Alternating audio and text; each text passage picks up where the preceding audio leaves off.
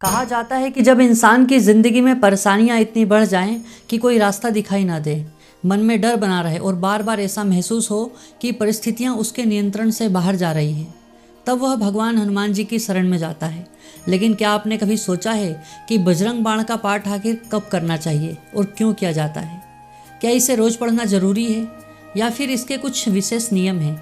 और क्या सच में बजरंग बाण का पाठ जीवन की नकारात्मकता और भय को दूर करने में सहायक माना जाता है? आज की इस वीडियो में हम इन्हीं सवालों के जवाब जानेंगे और समझेंगे बजरंग बाण से जुड़ी मान्यताओं और परंपराओं को। इसलिए वीडियो को अंत तक ज़रूर देखिए, क्योंकि आखिरी में हम यह भी जानेंगे कि बजरंग बाण का पाठ करते समय किन बातों का विशेष ध्यान रखना चाहिए। बजरंग बाण भगवान हनुमान जी को समर्पित एक प्रसिद्ध भक्ति पाठ है। इसकी भाषा में हनुमान जी की शक्ति, वीरता, उनके प्रति भक्त की पूर्ण श्रद्धा दिखाई देती है। हिंदू परंपरा में भगवान हनुमान को साहस, शक्ति, भक्ति और संकट से रक्षा करने वाले देवता के रूप में पूजा जाता है। यही वजह है कि जब कोई व्यक्ति भय, मानसिक परेशानी, कठिन परिस्थितियों या किसी बड़े संकट से गुजरता है तो वह हनुमान जी की आराधना करता है।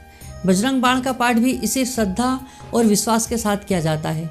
हालांकि यह समझना जरूरी है कि धार्मिक ग्रंथों और भक्ति पाठों का प्रभाव व्यक्ति की आस्था और विश्वास से जुड़ा होता है, इसलिए इसे किसी समस्या या वैज्ञानिक चिकित्सीय इलाज मानना सही नहीं है। अब सवाल आता है कि बजरंग बाण का पाठ कब करना चाहिए। सामान्य धार्मिक मान्यताओं के अनुसार मंगलवार और शनिवार को हनुमान जी की पूजा के लिए विशेष माना जाता है, इसलिए इन दिनों बजरंग बाण का पाठ करने की परंपरा कई भक्तों में देखने को मिलती है। कुछ लोग सुबह स्नान करके स्वच्छ वस्त्र पहनने के बाद पूजा करते हैं, जबकि कुछ लोग शाम के समय भी हनुमान जी के सामने दीपक जलाकर पाठ करते हैं। सबसे महत्वपूर्ण बात समय से ज़्यादा आपकी श्रद्धा और मन की एकाग्रता मानी जाती है। अगर आप पाठ कर रहे हैं लेकिन मन लगातार इधर उधर भटक रहा है तो केवल जल्दी जल्दी पाठ पूरा करने के बजाय कुछ समय शांत बैठकर भगवान हनुमान जी का ध्यान करना बेहतर माना जाता है। बजरंग बाण का पाठ करने से पहले आप स्नान करके स्वच्छ स्थान पर बैठ सकते हैं। अपने सामने भगवान हनुमान जी की तस्वीर या प्रतिमा रखकर दीपक जला सकते हैं और मन को शांत करके उनका स्मरण कर सकते हैं। इसके बाद श्रद्धा के साथ बजरंग बाण का पाठ किया जाता है। धार्मिक परंपराओं में हनुमान जी को सिंदूर और चमेली का तेल अर्पित करने की भी मान्यता है, लेकिन पूजा में सबसे महत्वपूर्ण चीज़ दिखावा नहीं बल्कि भक्ति और भावना मानी जाती है। अगर आपके पास पूजा की पूरी सामग्री उपलब्ध नहीं है तब भी आप सच्चे मन से हनुमान जी का स्मरण कर सकते हैं। अब बात करते हैं कि बजरंग बाण का पाठ क्यों किया जाता है। भक्तों की मान्यता है कि इसके पाठ से मन में साहस और आत्मविश्वास बढ़ाने की प्रेरणा मिलती है। जब व्यक्ति किसी कठिन परिस्थिति से गुजरता है तो भगवान हनुमान जी का स्मरण उसे मानसिक रूप से मजबूत महसूस करा सकता है। हनुमान जी का चरित्र हमें यह सिखाता है कि कठिन से कठिन परिस्थिति में भी धैर्य, साहस और भगवान के प्रति विश्वास कभी नहीं छोड़ना चाहिए। इसलिए बजरंग बाण को केवल एक पाठ के रूप में देखने के बजाय हनुमान जी की भक्ति और उनके गुणों को अपने जीवन में उतारने के माध्यम के रूप में भी देखा जा सकता है। लेकिन यहाँ एक बात बहुत ज़रूरी है, बजरंग बाण को लेकर अलग अलग परंपराओं में अलग अलग मान्यताएं मिलती है। कुछ लोग इसे विशेष परिस्थितियों में पढ़ना उचित मानते हैं, जबकि कुछ भक्त नियमित रूप से इसका पाठ करते हैं। इसलिए इंटरनेट पर मिलने वाली हर बात को अंतिम धार्मिक नियम मान लेना सही नहीं है।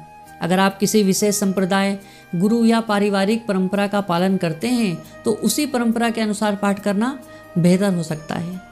और अब बात उस सवाल की जो बहुत से लोगों के मन में रहता है, क्या बजरंग बाण का पाठ हर दिन करना चाहिए?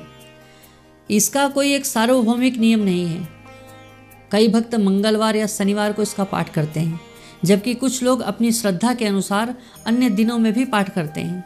अगर आप पहली बार बजरंग बाण का पाठ शुरू कर रहे हैं तो बिना डर या अंधविश्वास के श्रद्धा और समझ के साथ शुरुआत करें।